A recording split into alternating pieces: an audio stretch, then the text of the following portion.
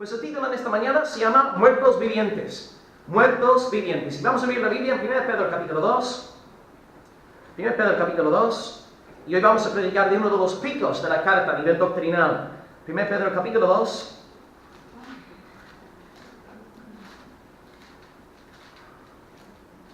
Si lo encuentro. Y hoy vamos a predicar el versículo 24. No predicaremos de la última cláusula del texto, eso será para la próxima vez que me toque predicar aquí en la iglesia. Y vamos a leer hoy del versículo 1 Pedro capítulo 2, leyendo del versículo 18 al 24. Si alguien quiere leerlo. 1 Pedro 2, de 18 al 24.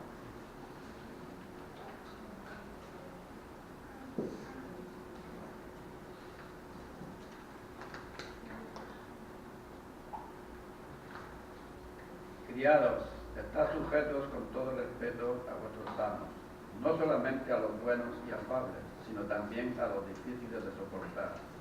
Porque esto merece aprobación si alguno, a causa de la conciencia delante de Dios, sufre molestias padeciendo injustamente. Pues qué gloria es si pecando sois abofeteados y lo soportáis, mas si haciendo lo bueno sufrís y lo soportáis, esto ciertamente es aprobado delante de Dios.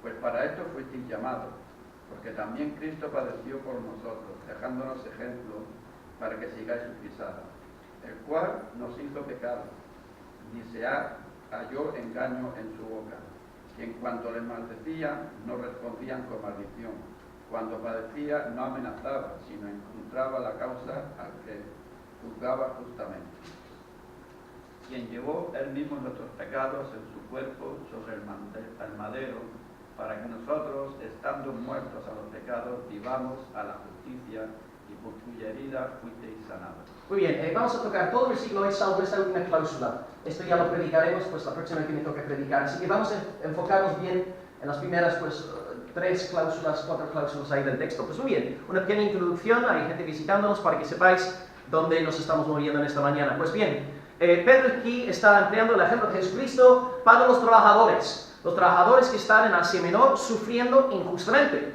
Y Pedro está empleando el ejemplo de Cristo para demostrar que como creyentes nos toca a nosotros sufrir de forma injusta. Es normal, es lo más natural que hay. Entonces hemos estado hablando durante 3 semanas acerca de Cristo, el impecable, glorioso, perfecto, inmaculado Jesucristo.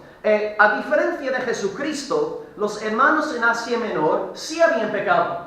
Es verdad que podemos tú y yo sufrir injustamente, pero muchas veces hemos pecado en el pasado sin haber sufrido por nuestro pecado. Así que aunque tú y yo suframos injustamente de vez en cuando, en realidad lo merecemos. Y merecemos mucho más castigo que lo que recibimos. Pero en el caso de Cristo, el cual nunca, jamás pecó, Él sufrió. Y lo que Pedro quiere enseñar a la iglesia de Turquía, Asia Menor, de los años 60 del primer siglo, es que Dios llama a los suyos a sufrir de forma injusta. Es normal. No te sorprendas, hermano, si estás sufriendo por causa del evangelio. Es lógico, normal, sensato. Es lo más natural que hay.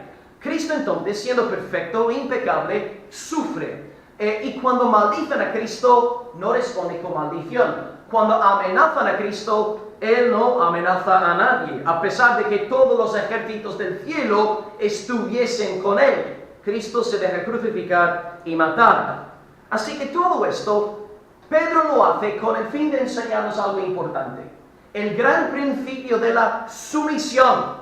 Sumisión es la palabra clave de esta tercera parte de la carta. Y hemos predicado de las primeros dos puntos de la carta. En primer lugar, el Evangelio. El Padre nos predestina, el Hijo ha derramado su sangre por nosotros, el Espíritu nos regenera. Y luego el segundo punto, santificación. Los que de verdad creen en el Evangelio serán santificados sí o sí, vivirán en santidad. Una persona que dice que conoce el Evangelio y vive en pecado, no conoce el Evangelio, eso sí, de sencillo.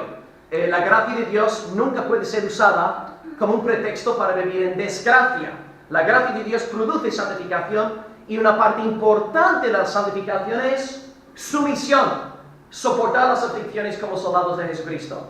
Lo que vamos a hacer hoy entonces con la ayuda del Señor es dividir este pedazo de texto en los siguientes 3 puntos. Así que si estáis tomando apuntes en esta mañana, 3 puntos. 1. Cristo muerto. Cristo muerto. Segundo lugar, nosotros muertos. Nosotros muertos. Y en tercer lugar, todos vivos. Repítalo a mi mente. 1. Cristo muerto. 2. Nosotros muertos. Y número 3, en esta mañana, todos vivos. Vamos a empezar con esta exposición esta mañana. Versículo 24 dice lo siguiente. Quien llevó él mismo nuestros pecados en su cuerpo sobre el madero. Estamos hablando en este primer punto de Cristo muerto. Bien, ¿quién? La semana pasada establecimos muy claramente de quién estamos hablando aquí, de Jesucristo. Y para tener una cristología ortodoxa, tenemos que confesar dos grandes verdades. ¿Alguien se acuerda de las dos verdades centrales de nuestra confesión en Cristo? Y las nombré en el sermón la semana pasada. En cuanto a su naturaleza, Cristo es... Eso es. Y usamos un par de textos. Jesús es 100% Dios y usamos el texto de Juan 1:1. En el principio era el verbo era con Dios, el verbo era Dios, este era en el principio con Dios. Jesús es Dios, 100% Dios. Y por otro lado empleamos Juan 1:14 para defender su humanidad. Y aquel verbo se hizo carne. Entonces, a la vez que afirmamos fe en la divinidad de Cristo, también confesamos fe en su humanidad. Jesús es el único Dios hombre de toda la historia. Bien, si tú compras cualquier libro de teología sistemática y abres el capítulo que pone Cristo, vas a ver que casi siempre el libro divide el capítulo sobre Cristo en dos secciones. En primer lugar, la sección en cuanto a la persona de Cristo, su divinidad, su humanidad. Y la segunda parte del capítulo se enfoca en la obra de Cristo. Así que en estas semanas hemos estado hablando mucho acerca de la persona de Cristo. ¿Quién es? Y hoy lo que queremos hacer, con la ayuda del Espíritu Santo, a la luz del texto sagrado, es predicar acerca de la obra redentora de nuestro Señor Jesucristo. El gran mensaje del Nuevo Testamento: Cristo murió por los impíos. Muy bien. Antes entonces de exponer hoy, sería importante tener aquí en cuenta que Pedro en toda esta sección está pensando en Isaías 53. Isaías 53 es uno de los capítulos mesiánicos más importantes de todo el Antiguo Testamento. Y el libro de Isaías fue redactado 700 años antes de que viniese Jesucristo a la tierra.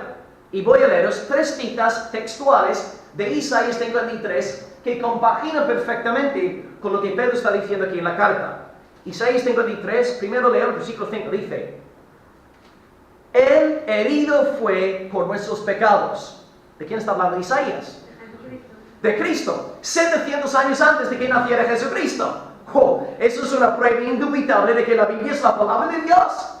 Segunda frase, el versículo 11 de Isaías 53. Mi siervo justificará a muchos y llevará la iniquidad de ellos. Está hablando de Jesucristo. Y un tercer texto de Isaías 53, versículo 12. Habiendo él llevado el pecado de muchos. Pedro aquí está pensando en toda esta sección acerca de Isaías 53. Y el lenguaje que emplea Pedro está sacado directamente del Antiguo Testamento. Pedro no es un profeta profetizando cosas nuevas. Pedro está predicando conforme a la palabra del Señor. Así que tengamos cuidado con los que vienen con nuevas enseñanzas. Tenemos que siempre basar la enseñanza de la palabra de Dios. 700 años antes de que naciera nuestro Salvador, Isaías profetizó todo de una manera bien contundente. Y Pedro lee la profecía de Isaías a la luz de Jesucristo. Pedro coge el rollo de Isaías y pone a leer a Isaías y ve a Cristo, Cristo, Cristo por todos lados. Y Pedro nos está diciendo a todos que Cristo es el cumplimiento de todo lo que está profetizado en el libro de Isaías. Cristo entonces cumple todas las profecías mesiánicas del Antiguo Pacto. Y Él viene con el fin de llevar nuestros pecados, porque esto es lo que Isaías había profetizado. No sé si os acordáis que cuando Jesús nació, José se entera de que su mujer está embarazada. Y José sabe, bueno, todavía no están casados, y claro, su novia está embarazada. José no es tonto, él piensa que su mujer había estado con otro. Y de repente el ángel del Señor le dice a José, oye, José, tío, tranquilo, descansa, no temas. Por lo que María es, engendrado por el Espíritu Santo es, y pondrás por nombre al Hijo Jesús. ¿Por qué Jesús? Porque salva a mi pueblo de sus pecados. Exactamente, porque Él salvará a su pueblo de sus pecados. Entonces, incluso el mismo nombre de Jesús, cada vez que tú das gracias a Jesús, estás proclamando su propósito divino, llevar los pecados de muchos. Y aquí Pedro dice textualmente, quien llevó Él mismo nuestros pecados en su cuerpo sobre el madero. Cristo entonces coge los pecados de su pueblo y los lleva con Él. Y por esta razón, tú y yo que estamos en Jesucristo, no podemos ser más condenados. Todos nuestros pecados, todos, con T mayúscula, todos fueron llevados por el Señor Jesucristo. La buena noticia para todos nosotros en esta mañana, que estamos en Jesucristo, la buena noticia es que nuestros pecados fueron llevados por nuestro Salvador. Y este verbo aquí, llevar, es bien importante en la teología del Antiguo Testamento. Es un verbo que se emplea una y otra vez en el libro de Levítico. El sacerdote tiene que llevar la ofrenda al altar con el fin de hacer expiación por el pueblo. Tú pecabas, presentabas tu ofrenda, lo dabas al sacerdote y él llevaba tu ofrenda al altar y él lo sacrificaba para apaciguar la ira de Dios. Muy bien. Cristo, sin embargo, es nuestro sumo sacerdote, pero Cristo no ofrece ningún becerro ni ningún macho cabrío por nosotros. Cristo hace algo espectacular. ¿Qué hace Cristo a diferencia de los sumos sacerdotes? Se ofrece a sí mismo. O sea, hermanos, en el nuevo pacto, fijaros, el altar es la cruz y la ofrenda es Cristo y el sumo sacerdote es Cristo. Cristo es tanto sacerdote como ofrenda que va a la cruz. Esto es, madre mía, maravilloso. Esto es impresionante. Dice Hebreos 7:27 lo siguiente. Jesús no tiene necesidad cada día, como aquí somos sacerdotes, de ofrecer primeramente sacrificios por sus propios pecados y luego por los del pueblo. Porque esto lo hizo una vez para siempre, ofreciéndose a sí mismo. Cristo no presenta un buey, Cristo no presenta un cordero, Cristo se ofrece a sí mismo por amor a nosotros. Increíble, bendito Evangelio, gloria al Rey de los siglos. Y todo esto nos ayuda a entender algo bien fuerte. Si Cristo está ofreciéndose a sí mismo en la cruz, Él en todo momento está al control. A veces si pensamos humanamente hablando, pensamos que Jesús, bueno, tú ponte con ojos humanos un momentito, ¿no? Coloca tus ojos humanos, viene Judas Iscariote, entrega a Cristo a los judíos, y los judíos entregan a Cristo a Pilato, el cual lo entrega a Herodes, el cual vuelve a entregarlo a Pilato, el cual le entrega para que la azoteen y para que sea crucificado. Humanamente hablando, parece ser que Cristo aquí no está reinando. Hemos cantado en esta mañana, Él es el Rey, el Señor reina. Parece ser que Cristo aquí no está reinando. Pero Él nos dice en Juan 17, yo pongo mi vida para volverla a tomar. No perdamos de vista, queridos hermanos, incluso en el momento más oscuro, terrible en términos humanos de la vida de Cristo, Él seguía al control. Él estaba ofreciéndose a sí mismo. El plan de crucificar a Cristo no fue ideado por Pilato ni por el pueblo judío, sino fue el plan de Dios desde antes de la fundación del mundo. Él es el Cordero que fue inmolado antes de la creación. Y Cristo, mediante el Espíritu Eterno, según Hebreos 9:14, se ofreció a sí mismo en la cruz, con el fin de redimir a un pueblo incontable de toda lengua, nación, tribu, raza, para la gloria de su santo y magnífico, incomparable nombre. Gracias a su perfecta divinidad y humanidad, Jesús es nuestro Salvador completo. Gracias a su divinidad, su ofrenda tiene vigencia eterna. Y la sangre que perdonó los pecados hace 2000 años, sigue perdonando los pecados en 2017. Y gracias a su perfecta humanidad, Jesús es nuestro sustituto.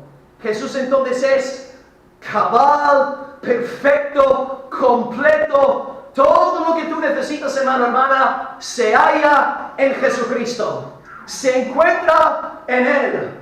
No está en tu marido, no está en el pastor, no está en una denominación evangélica. Toda la sabiduría y tesoros de Dios están en Cristo, Cristo, Cristo.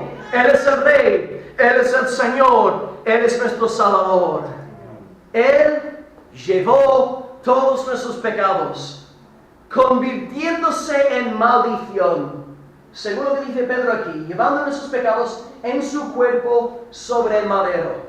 De nuevo, lenguaje antiguo testamentario. En Deuteronomio 21:23 dice que todo el que es colgado en un madero es maldito. Pedro no va a desarrollar esta doctrina aquí, pero Pablo en Gálatas 3:13 menciona este mismo texto y desarrolla la idea explicando que en la cruz Cristo se hizo maldición. Nuestra maldición recayó sobre Cristo y ahí recibimos la maldición de Dios en la cruz del Calvario. La ira de Dios golpeó al pueblo del Señor hace 2000 años. Para los que no están en Cristo, la ira de Dios estando presente como futura. Para los que estamos en Cristo, la ira de Dios es pasada. Fuimos golpeados mortalmente en la cruz hace 2000 años porque Cristo fue maldito, porque fue al madero. Madero es otra palabra para cruz. Significa que fue a la cruz. Cristo entonces, en la cruz, está tomando sobre sí nuestra iniquidad, nuestro pecado, pasado, presente y futuro, y a la vez que Cristo lleva nuestro pecado, Él nos concede su perfecta justicia. De modo que, si tú estás en Cristo en esta mañana, Dios ya no te ve como un sinvergüenza, pecador, depravado, vil. Él te ve a través de la perfecta justicia de Jesucristo. Dios te ve como tan impecable, perfecto e intachable gracias a la virtud de Jesucristo. Por esta razón en esta iglesia siempre oramos en el nombre de Jesucristo. No nos presentamos ante Dios según nuestro mérito, sino según la perfecta, intachable, inmaculada obra redentora de Cristo Jesús. Su justicia es nuestra, nuestra maldad es suya. Y esta doctrina es conocida como la doctrina de la doble imputación. Y hay un texto magnífico en 2 Corintios 5:21 que lo expresa de forma gloriosa. Dice: al que no conoció pecado, por nosotros Dios lo hizo pecado, para que nosotros fuésemos hechos justicia de Dios en él. Amén. Gloria a Dios en las alturas. Nuestra justicia es de Cristo y todos nuestros pecados fueron llevados por Cristo. Alabado sea el nombre del Señor por los siglos de los siglos. Ya no tenemos que temer la ira venidera de Dios, porque estamos escondidos en la roca de Oreb. Estamos en Cristo. Nos escondemos de Dios en Dios.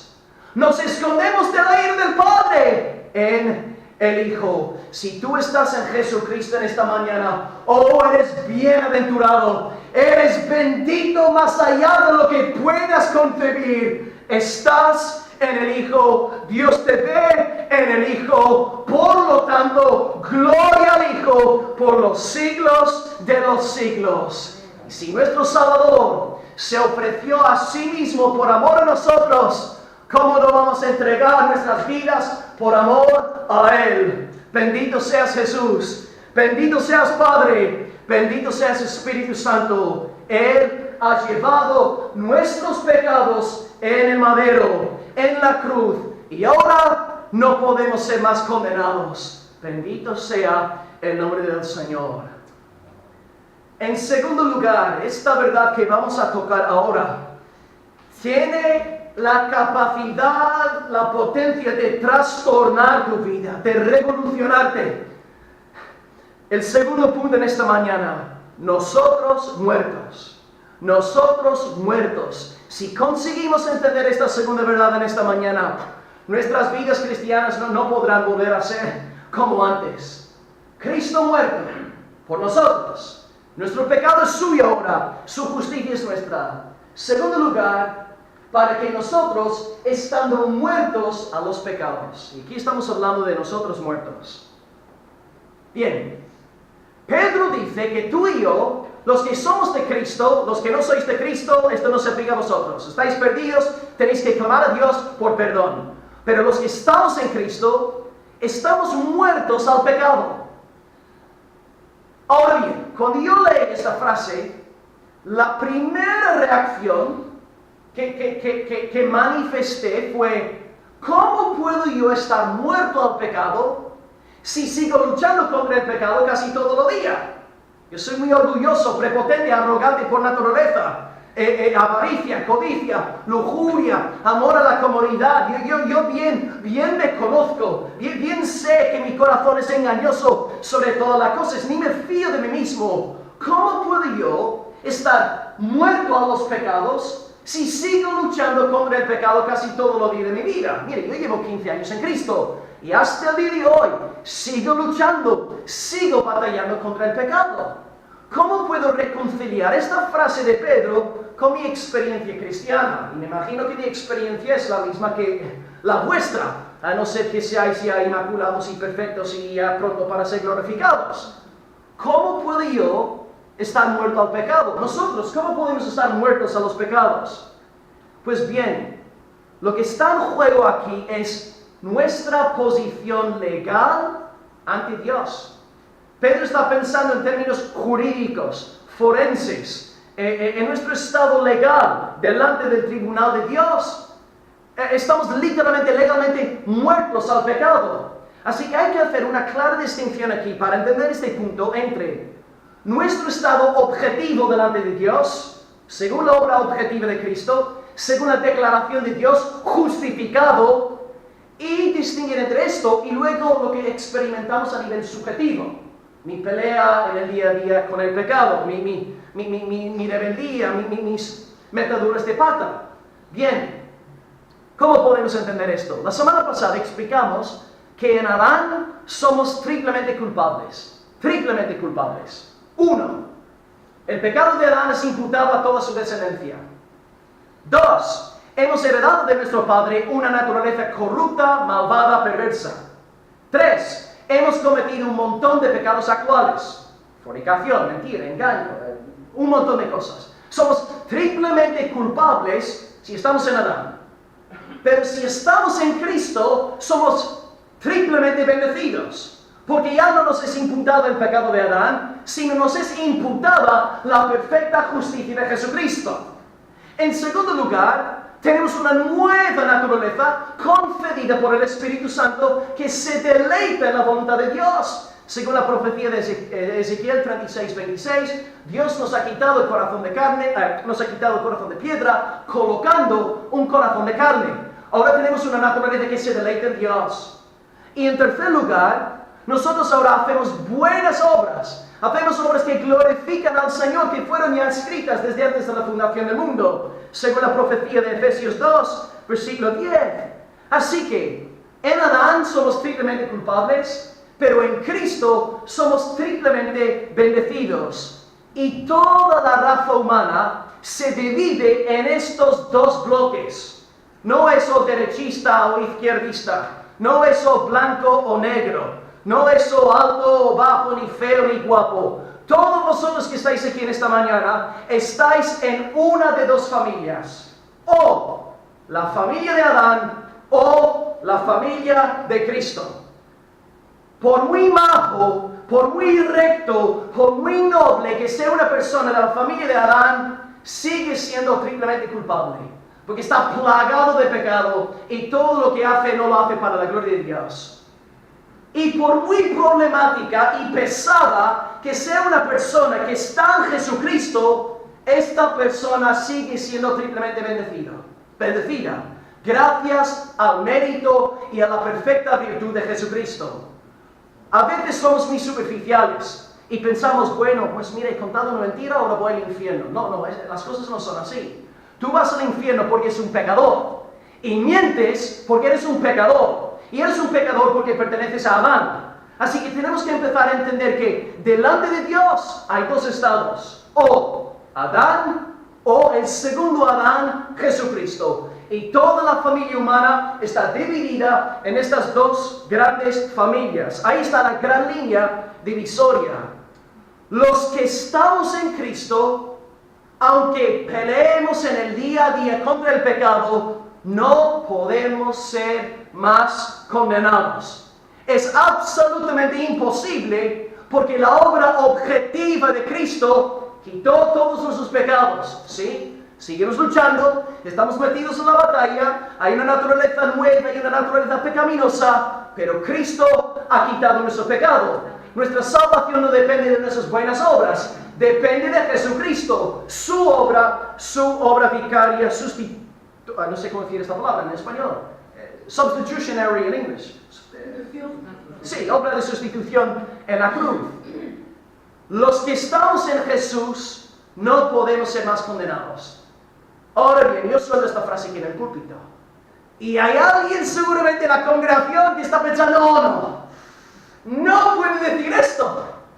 Porque si yo digo que los que estamos en Cristo no podemos ser más condenados, alguien por lo menos enseguida va a pensar, entonces esto va a promover una vida de pecado. Si yo no puedo ser más condenado, el pastor me está animando a pecar. Pero hay que entender las cosas. El predicador británico más destacado del siglo XX se llamó Martin Lloyd Jones. Y él dijo lo siguiente. Esta frase creo que la cité en un sermón hace ya un par de meses. Sabrás que has predicado el evangelio correctamente cuando después de haberlo predicado, alguien en la congregación te acusa de antinomismo. Ahora una explicación que es antinomismo. Antinomismo significa que no hay que obedecer la ley. No hay que hacer caso a Dios. No hay que andar en obediencia delante del Señor. Tú sabrás que has predicado el evangelio correctamente, porque después de haberlo predicado, alguien te va a acusar de antinomismo. Alguien va a razonar pensando que si esto es verdad lo que tú acabas de predicar, Martin Lloyd Jones, yo ahora puedo vivir en pecado. Bien. Teóricamente hablando, la persona que critica a Lloyd Jones o a mí lleva la razón, en cierto sentido. Ha visto lo que está en juego con el evangelio, es verdad. Si nuestra salvación está 100% en Jesucristo, depende de Él, no depende de nosotros. Pero esta persona se olvida de algo, que cuando Cristo justifica a una persona, también simultáneamente concede una nueva naturaleza. Y para nosotros los regenerados, la idea de pecar abiertamente contra nuestro Salvador nos machaca. Un verdadero regenerado nunca va a razonar de esta manera. Sí, teóricamente podría darse el caso, pero en la práctica nunca será. Porque aquel que es nacido de lo alto, ¿qué es lo que desea por encima de todas las cosas? La gloria de Dios, andar en santificación. Así que en cierto sentido, bien entendido, si tú has creído en el evangelio, haz lo que a ti te da la gana. Porque lo que a ti te da la gana es la gloria de Dios. Es glorificar el nombre del Señor. Entendamos pues, queridos, que nuestra salvación está tan completa, realizada y llevada a cabo en Cristo, y ahora nos toca en gratitud por esta salvación vivir produciendo buenas obras por donde quiera que vayamos. No podemos ser justificados por semejantes obras, pero las hacemos como un acto de amor hacia Dios. Si tú eres regenerado en esta mañana, amas a Dios, quieres cumplir con su buena y agradable propósito. Y aquí tenemos un principio teológico que es clave para nuestro bienestar espiritual. Dividir muy claramente entre justificación y santificación. Justificación es mi estado legal ante Dios en base a la obra de Cristo, en base al decreto real de Dios. Si tú estás aquí en esta mañana y eres salvo, Dios te ha justificado. Tú nunca vas a poder ser más justificado que ahora, ni menos justificado. Porque tu justificación no depende de ti. Depende de la obra de Cristo y del decreto real de Dios. Así que yo me convertí hace 15 años. A pesar de todo el pecado que yo haya cometido a lo largo de estos últimos 15 años, sigo siendo tan justificado como hace 15 años. Ahora bien, santificación. Santificación es el día a día. Mis peleas, mis luchas, mis meteduras de pata. Y ahí sí, hermanos, hay niveles de crecimiento. La gente puede pues crecer, disminuir en santificación. Pero la santificación no afecta la esfera de la justificación. Un ejemplo, mira. Digamos que ahora vamos a tener a un niño, una niña, no sé, le vamos a poner... ¿Qué quieres, amor? ¿Un niño o una niña? ¿Qué prefieres? Da igual, bueno, ¿qué preferís vosotros, hermanos? ¿Qué preferís? Un niño, vale, un nombre, bueno, vamos a llamarle Antonio. Bueno, va a salir Antonio. Antonito. Sale Antonito, vale, Antonio, el bebé empieza a hacer mal en desobediencia de sus padres. Va a ser castigado, porque no está respetando a sus padres. Bien, yo lo estoy castigando. ¿Antonio deja de ser mi niño por comportarse mal? No. Antonio, hasta que él no esté en la tumba, siempre será hijo de Will y de Agota. Siempre. Siempre será hijo de nosotros dos, pase lo que pase. Y aquí tenemos un ejemplo glorioso de lo que es justificación y santificación. Justificación, la cosa como son a nivel objetivo. Ahora bien, si tú eres un creyente y pecas, Dios te llama a arrepentirte y confesar tus pecados. Si tú sigues viviendo en pecado secreto, sin arrepentirte, sin confesar tus pecados, yo te aseguro en esta mañana que tu Padre Celestial va a disciplinarte. Él se va a encargar de que tú te arrepientes. Porque tú eres de los suyos. Claro, los bastardos no reciben disciplina de parte de Dios. A los bastardos Dios nos regala fama, riqueza, prosperidad y nos entrega el mundo entero. Pero los suyos, las cosas no son así. Él disciplina a sus hijos, porque Él ama. Al que disciplina, ama. Así que justificación es una cosa delante de Dios. Nuestro estado legal delante de Dios depende de Jesucristo. Y luego con esas metaduras de pata, el Señor nos va a caminar para bien. Mira, os cuento un ejemplo de mi vida personal después de mi conversión. Cuando yo volvía a casa, en Irlanda teníamos 2 cultos los domingos, no como aquí en España, ¿no? Un culto por la mañana, teníamos el culto por la mañana y luego por la tarde.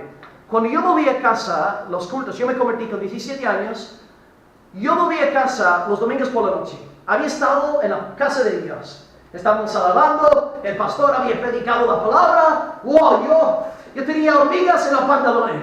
Y yo volví a casa con unas ganas de orar y wow, salí de mí la oración, oh, gloria a ti, Señor, buscando el rostro de Dios. Pero, conforme iba avanzando la semana, las emociones van bajando y digamos que yo había metido la pata al pecado.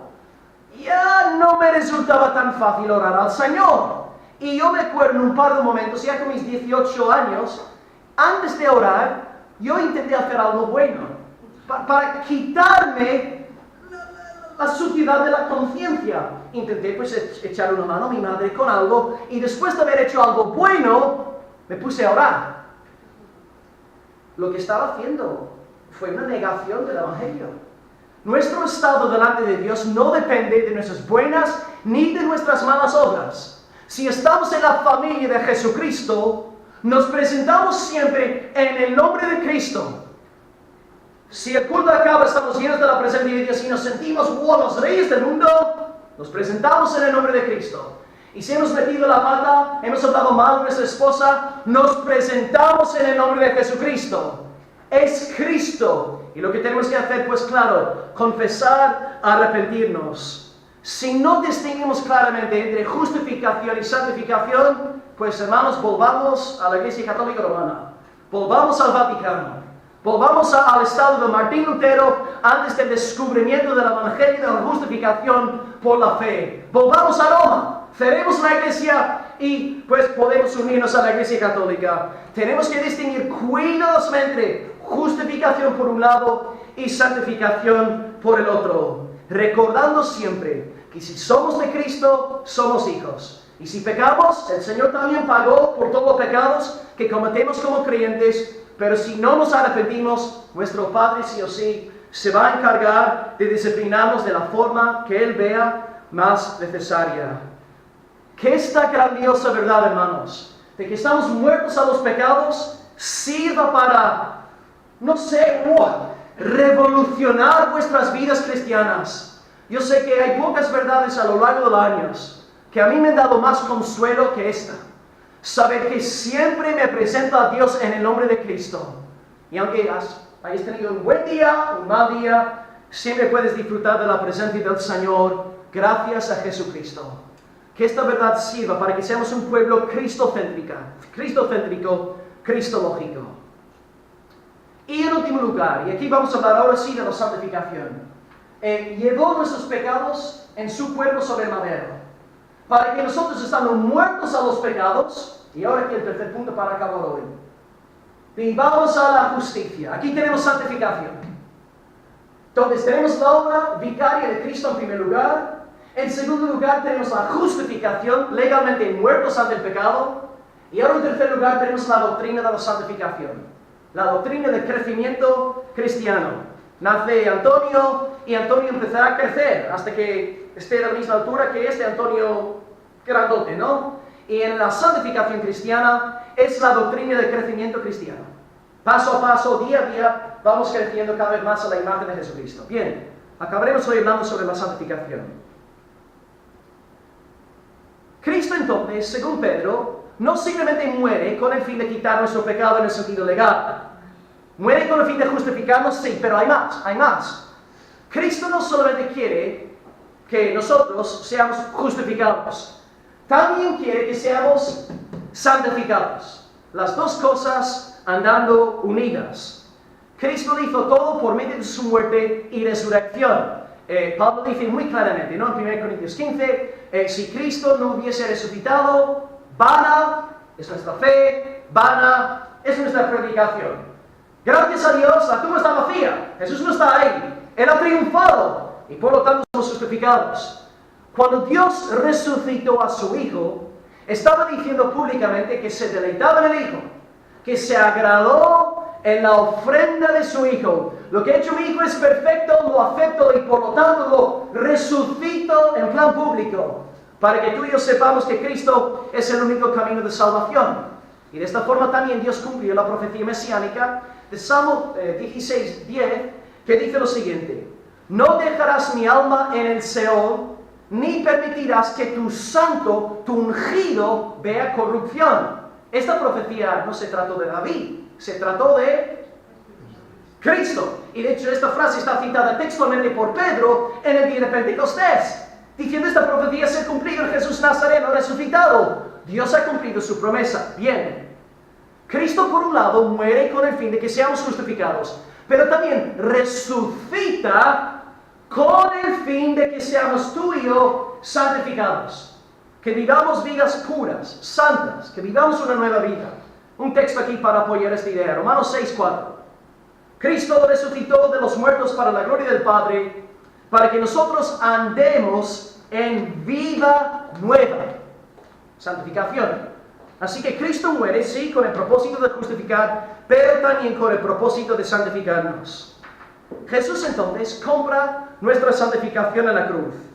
Y Él quiere que nosotros vivamos de una forma que glorifique su santo y precioso, incomparable nombre. Que seamos para la gloria del Señor en todas las cosas. Como dice Efesios 2:10, que andemos en obras que Dios preparó de antemano para que anduviésemos en ellos.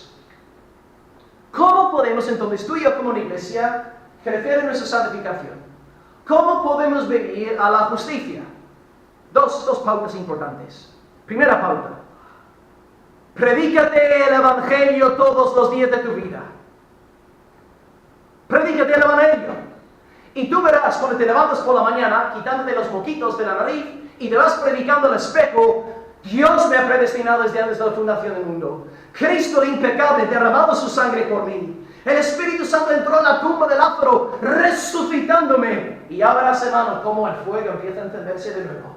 Y puedes estar frío, hecho polvo, habiendo trabajado 6 días sin casi descansar, y te pones a predicar el Evangelio. ¡Wow! Y de repente tu noche se convierte en día. Hermano, hermana, predícate el Evangelio todos los días. No simplemente el fin de semana en la iglesia. Predícate todos los días. Que tú seas tu predicador favorito. Predícate por la mañana, predícate por la tarde. En casa, si hay alguien por la noche, predícale a él. Que todos los días predícate el Evangelio. Vi un vídeo ayer que fue buenísimo de un pastor de República Dominicana. Le invitaron él ama el Evangelio y predica el Evangelio, y le invitaron a la casa de unos hermanos. Pero le dijeron que la gente a donde iba a comer no eran convertidos, simplemente habían pedido la presencia del pastor para que él orase por los alimentos. Así que pues el pastor, él quiere predicar el Evangelio, pero no iban a permitir que él predicase en la casa. Así que le ponen el plato de comida, con toda la gente no conversada y reunida, y el hombre le dice: bueno, pastor, si usted quiere puede dirigirnos en una oración. Y él dice lo siguiente: Señor, te doy gracias por la comida, Padre. No merecemos nada, porque todos somos pecadores, según lo que está escrito en Romanos 3:23. Pero gracias a ti, Señor, que aunque el día del juicio se acerque según tu palabra, tú has enviado a tu Hijo, porque de tal manera amó Dios al mundo, para que seguía así. Y luego llegó al fin del mensaje, casi haciendo un llamamiento al arrepentimiento y la fe. El hombre predicó el Evangelio. Tenemos que ser astutos ahí en este sentido, hermanos. Predicar el Evangelio todos los días. Lo que dije al principio hoy cuando subí al púlpito: nunca dejar de asombrarnos ante la gloria del Evangelio. No perder este fuego, este primer amor, esta pasión por lo que Dios ha hecho por nosotros. Recuérdate todos los días lo que el Padre, el Hijo y el Espíritu Santo han hecho por ti. Segunda pauta: predícate el Evangelio. En segundo lugar, y esto no sé si estuve hablando con Encarnos o con Loli la semana pasada sobre este tema, órale a Dios para que tú puedas cumplir con lo mandado en la palabra de Dios. No pienses nunca que tú puedes cumplir con los mandatos de la Biblia porque están ahí escritos en blanco y negro. No puedes. Tú necesitas el Espíritu Santo para poder cumplir la palabra del Señor. Y lo que tenemos que hacer es, yo por ejemplo estoy aquí en 1 Pedro, mira, 1 Pedro 1:16 dice: sed santos porque yo soy santo. Yo no puedo ser santo. ¿Qué tengo que hacer? Dios ha puesto este mandato en la Biblia para que yo se lo pida a Él. Padre, tu palabra ha dicho: sed santos como yo soy santo. Señor, te pido que tú envíes tu Espíritu Santo, que Él me santifique para que yo sea santo como tú eres santo. O incluso las prohibiciones. Cuando tú te topas con una prohibición en la Biblia, por ejemplo, 1 Pedro de nuevo, 3:9, no respondiendo maldición con maldición, una prohibición. Padre, ayúdame, Señor, porque yo sé que mi carne, cuando alguien me dice, yo quiero maldecirle a Él. Señor, dame de tu Espíritu Santo para que yo cumpla con esto. Dios te ha dejado estos mandatos en la Biblia, no para que tú te creas un súper ungido capaz de realizar todo esto, no. Tú tienes que orarle al Señor para que esto se haga realidad en tu vida. Ora conforme a la voluntad de Dios. Hay una frase impresionante de Agustín de Hipona, un destacado teólogo del siglo V, y él dijo la siguiente frase: Señor, da lo que mandas y manda lo que quieras.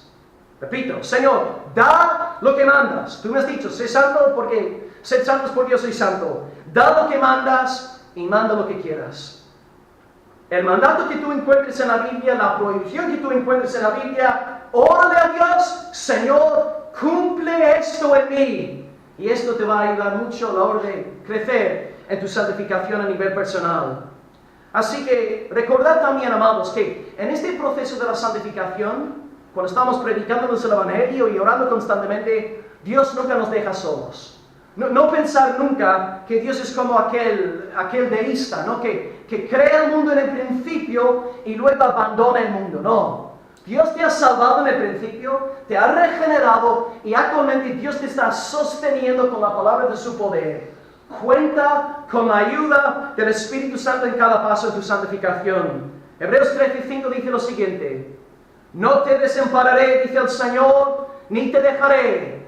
De manera que, hermanos, podemos decir confiadamente: el Señor es mi ayudador, no temeré lo que me pueda hacer el hombre. Que este pensamiento sea de gran apoyo para todos nosotros en la caminata de la santificación. Antes pues de llegar hoy a la conclusión, he apuntado 2 textos que hablan sobre la vida a la justicia, por si queréis apuntarlos y estudiarlos. El primero que he apuntado, muy bueno, 2 Corintios 7:1, dice: así que, amados, puesto que tenemos tales promesas, limpiémonos de toda contaminación de carne y de espíritu, perfeccionando la santidad en el temor de Dios. Este texto es excelente porque demuestra que una persona que de verdad conoce a Dios se aparta de lo que está contaminado. Nunca podemos usar la gracia de Dios como un pretexto para pecar. Este es un razonamiento diabólico. Una persona que piensa de esta manera está razonando conforme a la sabiduría del diablo. Y el segundo texto que me encanta, Filipenses 3:12 de Pablo: no que lo he alcanzado ya, esto lo dice el apóstol Pablo, cuanto más nosotros, no que lo he alcanzado ya, ni que sea ya perfecto, sino que prosigo por ver si logro hacer aquello para lo cual también fui asido por Cristo Jesús. Hermanos, no pretendo haberlo ya alcanzado, pero una cosa, olvidando ciertamente lo que queda atrás y extendiéndome a lo que está delante, prosigo la meta, al premio del supremo llamamiento de Dios en Cristo Jesús. Es un pasaje fantástico porque nos enseña el latir del apóstol Pablo. ¿Cómo pudo Pablo llevar a cabo todo lo que hacía? Porque proseguía la meta. No le he alcanzado todavía, pero deseo ser más como Cristo. Deseo ser más santificado. Deseo crecer y ser más maduro en mi consagración al Señor. Que esta misma pasión que sea sellada en todas nuestras almas aquí en esta mañana. Así que te pregunto, hermano, hermana, antes de acabar hoy, ¿cómo va tu santificación? ¿Cómo está tu vida delante del Señor a nivel de santidad personal? No te pregunto por pecados públicos. Los pecados públicos son bien evidentes y hay que ejercer disciplina de la iglesia. Y el Señor dice muy claramente: si alguno llamándose hermano está viviendo pecado público, tenemos que apartarnos de estas personas. Es un principio bíblico para que estas personas se arrepientan.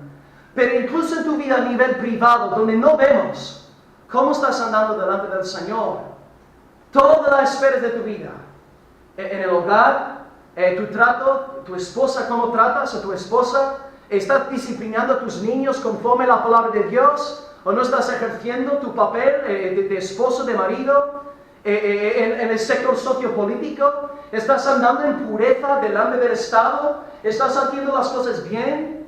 ¿Estás respetando las autoridades que Dios ha colocado en tu vida?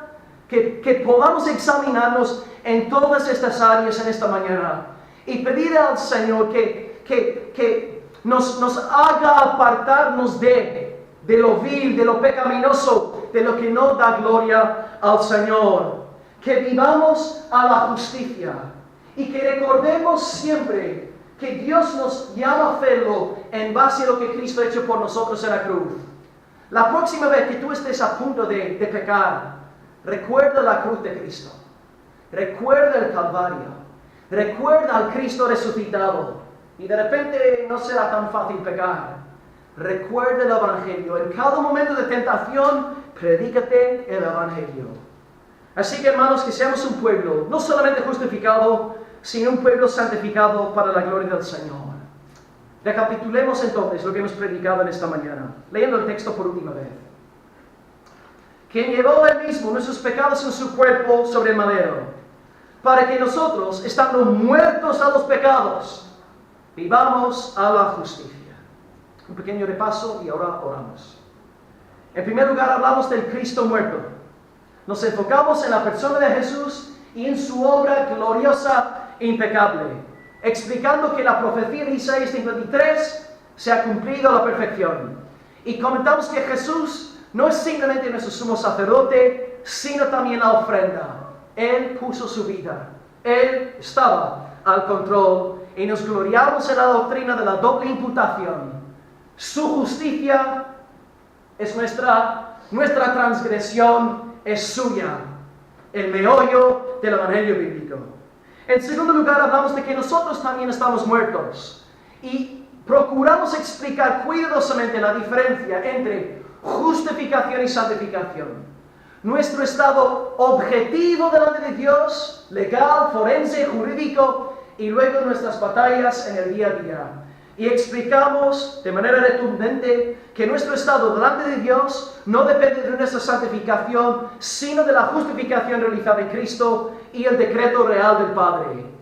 Y en último lugar hemos visto que el Evangelio produce santificación.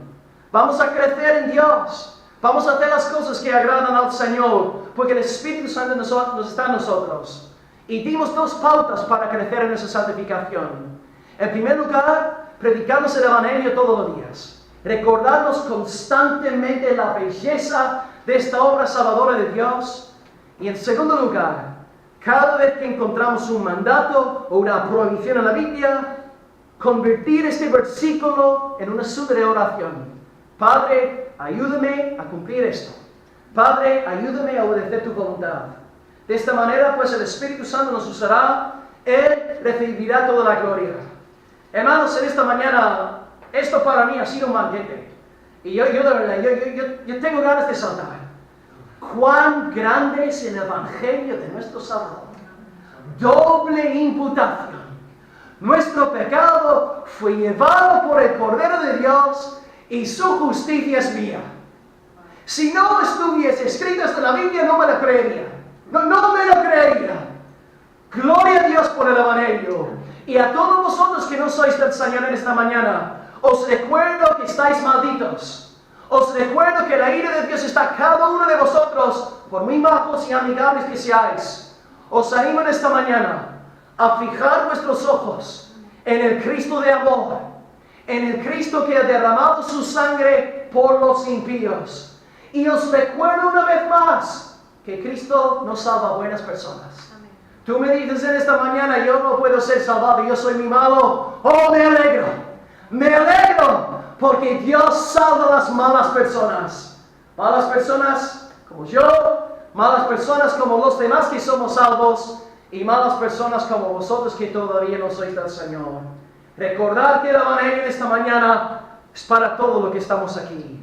Oremos al Señor con este tono de triunfo, dándole gloria y gracias por la justificación y la santificación. Oremos al Señor en esta mañana. Gloria a Dios. Aleluya, Señor. Oh, Padre. Oh, qué banquete, Señor. Oh, este pico de la revelación neotestamentaria. Oh, cuántas cosas nos ha dicho Pedro en cuestión de un solo versículo.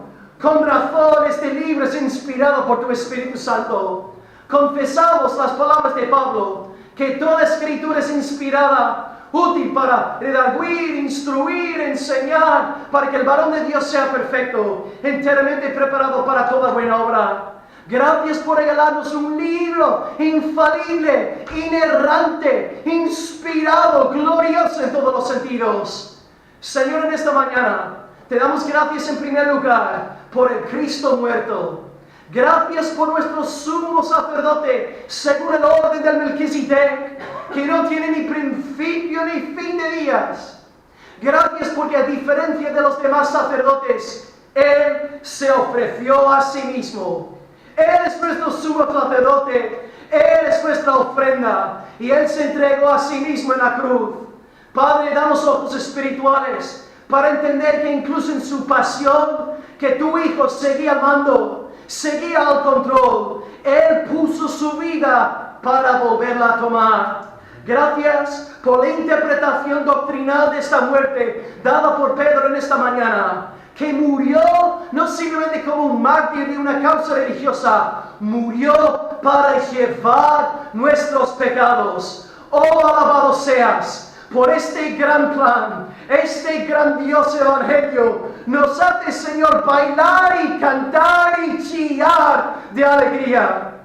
En segundo lugar, Padre, gracias por este mensaje en cuanto a nosotros estando muertos, legalmente muertos al pecado. Oh, gloria a ti. Pensar que los que están en Cristo no pueden ser más condenados. Oh, Señor, que podamos entender una pizca de la gloriosa profundidad de esta doctrina, Señor. Oh, llena nuestros corazones del Evangelio, de esta doctrina celestial, para que seamos un pueblo agradecido, contento, gozoso, alegre. Oh, Señor, ayúdanos a no cometer el error de basar nuestro estado legal delante de ti en nuestras obras, sean buenas, sean malas. Porque, ay, Señor, estamos negando tu evangelio descaradamente, Señor. Y volveremos al estado de tu siervo Martín Lutero antes de la Reforma Protestante. Señor, sella estas verdades en nuestro corazón. Ayúdanos a entender que la ira de Dios es pasada, que fuimos comprados en Cristo, que tu maldición cayó sobre nosotros en el Calvario, Señor. Y ahora, somos libres como pájaros volando en una tarde de verano. Alabado sea Señor. Estamos muertos al pecado, muertos a la ley, muertos al diablo. Oh, ¿dónde está, muerte, tu victoria? ¿Dónde está tu aguijón? Gloria a ti, Señor, por habernos resucitado al poder de una nueva vida. Y en tercer lugar, Señor, gracias porque no solamente has comprado nuestra justificación con tu hermosa sangre, sino también nuestra santificación. Padre, no permitas que nadie en esta congregación abuse de tu gracia. No permitas que nadie razone pensando que, puesto que Dios es un Dios de gracia, ahora voy a entregarme al pecado. Líbranos de esta forma diabólica de razonar, Señor. Y que nosotros vivamos agradecidos por este beso tuyo en tu amado Hijo Jesucristo. Señor, también te quiero pedir, no solamente por los que somos regenerados, para que vayas santificándonos a través del Evangelio, a través de nuestra vida de oración contigo. Señor, oramos por los perdidos. Sabemos que hay gente en esta congregación en esta mañana que no te conoce. Son tus enemigos. No vamos a pintar las cosas de una forma bonita. Están malditos, están perdidos, están bajo tu ira. Pero Padre, te pedimos que tu evangelio, la justificación del impío, del malvado, del pecador, que este evangelio penetre en sus corazones. Y que tú des una revelación de ti mismo a cada hombre, a cada mujer, no salvo aquí en esta congregación, que se den cuenta de que están en oposición al Señor Dios Todopoderoso. Hazlos temblar, envía tu Espíritu Santo convenciéndoles de pecado, para que hoy corran a los brazos de amor, los brazos de misericordia de Jesucristo. Que hoy sea un día de salvación para la gloria de tu santo nombre, Señor. Te amamos, oh Dios, y recibe las oraciones de tu pueblo ahora, en el nombre de Cristo, en el mérito de Cristo, en virtud de Cristo. Alabado sea, Señor, en el nombre de Jesús. Amén.